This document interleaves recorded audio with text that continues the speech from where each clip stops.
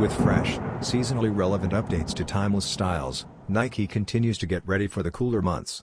The Air Force 1 Low makes its debut in fall 2025 wearing a thick suede and a cargo khaki colorway that is perfect for the weather.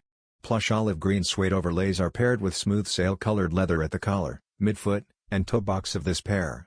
To give warmth and contrast to the earthy color scheme, deep dark team red accents are included on the leather swoosh, laces, tongue tags, lining, and rubber outsole. The sophisticated two-tone design is completed with a traditional white midsole beneath the shoe to break up the seasonal colors.